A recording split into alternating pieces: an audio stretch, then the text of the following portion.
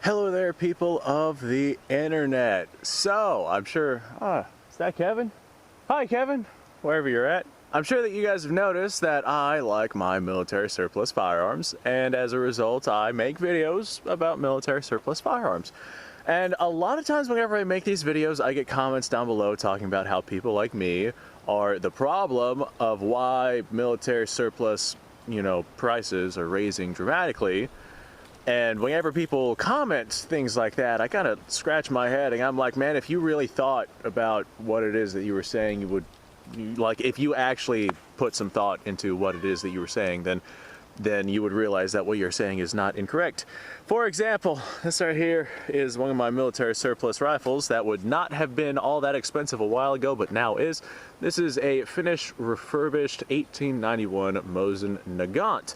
Mosins were very cheap not that long ago. You could pick one up for like less than $100. It's a 7.62x54 rimmed cartridge out of a full-length barreled Mosin. It delivers roughly the same power on a target as a 30-06, so it's a pretty powerful round, and ammunition for it is definitely available. Ammunition for it used to be a lot cheaper, but we'll get into that in another video. But the 7.62x54 rimmed Mosin Nagant used to be pretty damn cheap. However, guess what happens whenever surplus dries up and the demand is still there?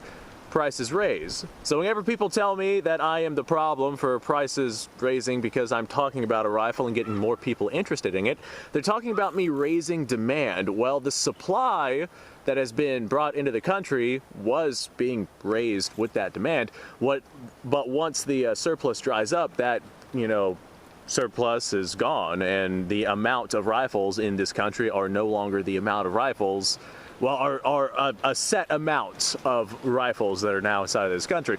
I'm sure that we will get some more surplus Mosins from some XYZ country somewhere. There's just so many of these rifles out there in the world. But we probably won't see that for quite a little while. It's a little on the windy side out here. But yeah, the loss of rifles actually being surplus dramatically outweighs my ability to raise enough demand to get these rifles to actually raise in prices. But I am flattered that people think that I have that kind of throw. You know what else raises the prices of rifles? Realizing the rarity of rifles. For example, this right here, this Mosin Nagant, this probably would have been tossed into the same pile as all the refurbished 9130s that were on the market, and this right here probably would have not been that much because all those other 9130s were, on the market, and this right here would have just been seen as another Mosin. They might have seen like the, hex receiver and been like, all right, another $10, throw that onto the price or something like that. Or maybe the sling swivels, and maybe they might have put in enough effort to figure out that it's a finished Mosin. But anyway, for the most part, we still are going to see the same issues. Once they realized that these rifles were a rarity among the bunch, these finished Mosins dramatically raised in prices in comparison to the Russian Mosins, which were on the market. Even before the surplus had dried up, the prices on the finished Mosins were raising steadily. And now that these right here are no longer being surplus into the United States, along with the Russians' 9130s, we are seeing the prices on these raise up more simply because they are a bigger rarity than the Russian ones. Now that being said, the Russian ones can still be got for around $350, and for the quality of rifle that you're getting, even though that is more money than it used to be, you're still getting a very, very, very decent quality rifle for the amount of money that you're spending on it. Issue is we have people who are so used to spending just this absolute minute amount of money on these Mosins, and they're used to that because they were buying them whenever the rifles were being cheap and surplus into the country. Well, we don't have these huge retailers selling these rifles for dirt cheap anymore. Nowadays, it's more or less just the private market that you get Mosins on. We do see a couple of retailers selling Mosins, like very small batches compared to what we used to be selling. We do see these big retailers selling these Mosins for more than they used to, but for the most part, the surplus on these is dried up unless we raise or lift embargoes from XYZ country here. So when things are no longer being surplus, prices raise. When things are spotted out as rarities, prices raise. And even then, the quality of rifle that you're getting, like I said, dramatically outweighs the price that you're still paying for these surplus rifles. For example, I bought this finished Mosin a while back, and I bought it for around 350 bucks. And that is roughly the same price as what refurbished 9130s are going for nowadays. If I were to actually throw a sight on this thing and get this thing into its proper orientation, then I'm willing to bet that this right here would probably sell for a pretty penny more than just the 350 bucks that I had bought it for. Of course, that is just what economics are. Prices are going to raise based off of the supply and demand.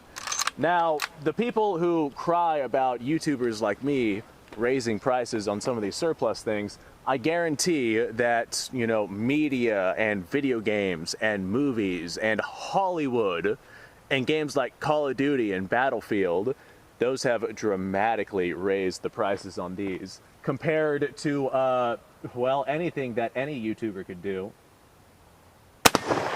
I know that once Battlefield 1 came out, a lot of your prices on the Gewehr 88 rifles, those spiked up pretty dramatically. And I know that because around that time, I was looking to get one of those for myself, and I sat on my hands for it, and now they're freaking double or even triple the price that I was looking to pay that would have got me one before Battlefield had come out. So, yeah, those guys raise the prices way more than people like me do. So just the Mosin Nagant, there we go, raised in prices because of lack of supply. Or hell, these right here were also not that long ago available on the market, and you could pick them up for pretty damn dirt cheap. This right here is a Yugo 2447. However, any Yugoslavian Mauser, they're 8mm Mausers. These were being brought into the country for a good while, for a little while ago. But these right here, you could pick one of these up for like 200 bucks or so any day of the week back during the times where they were being surplused into the country. And now that the surplus has dried up, well, now the prices have raised to around 400 bucks for one of these rifles. Whenever you find yourself one, they're not exactly, well, they are common, but not the most common Mauser that you're going to find out there. Of course, nowadays these surplus Mausers are getting harder to find. The only way to really get your hands on one is to either go through an importer like RTI or someone like that, which is very sketchy, ask me how I know, or to get one from the private market. Besides that, you're not really going to get your hands on one of these, and whenever you do, they're going to be double the cost of what they used to be whenever they were being surplused into the country. And that's just the name of the game. Whenever the supply run out and you got people looking to get them, then the prices are going to raise. And a lot of times, people will rush to get these whenever they know the supply has run out. Thank you, Kevin. Appreciate that, buddy. But a lot of times, people will rush to get these when they know supply has run out because they think the prices are going to raise. And I've noticed a lot of times whenever supply runs out, like these run out very, very rapidly, or not these, but the rifle in question runs out very, very rapidly. And that is literally just a result of people like rush buying these things, and that dramatically raises prices. And that right there is also a really good way to raise prices on some of these military surplus rifles. I actually do really like this rifle though, especially with this 155 grain ammunition.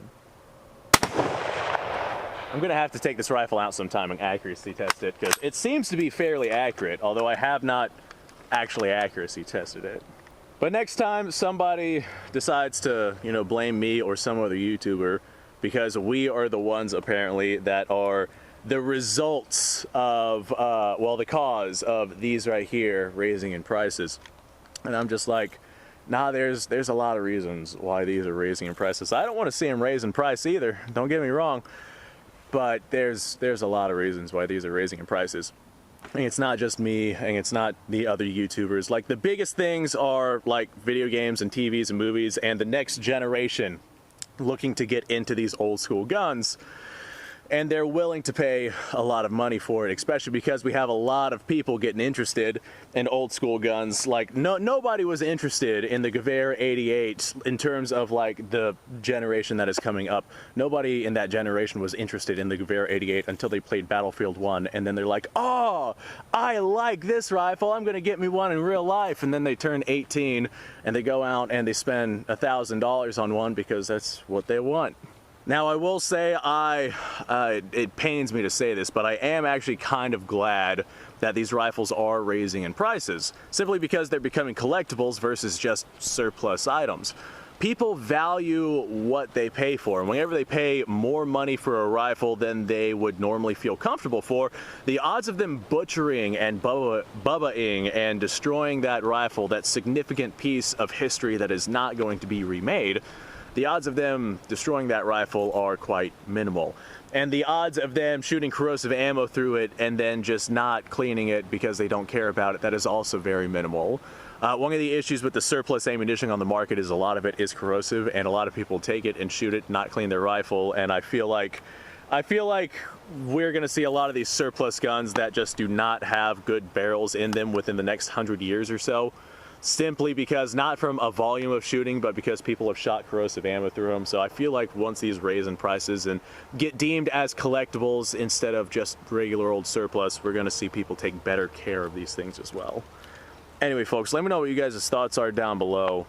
I'm sure somebody's still going to yell at me for, you know, being the reason why these are raising in prices, and I'm sorry about that. There's nothing I can do about it. Whether I was here making videos or not, I am sure that these would still be raising in prices. But you guys can talk to me about that in the comments below. Thanks for watching. Appreciate your time. Like, subscribe, share. Description below. Link to all sorts of stuff. Go and go check that out.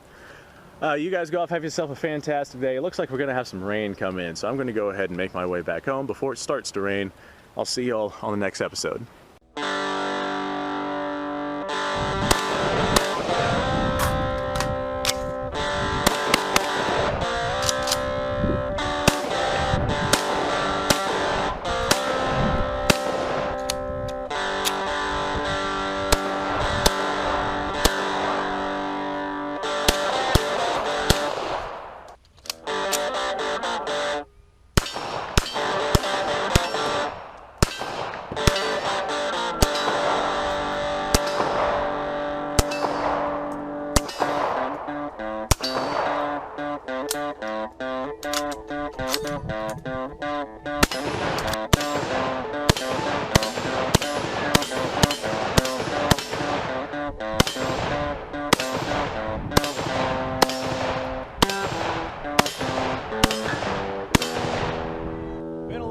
Since I've done this.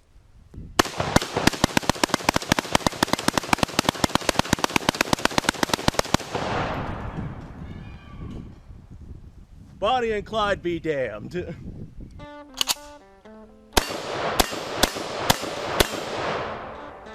Poor man's Garen.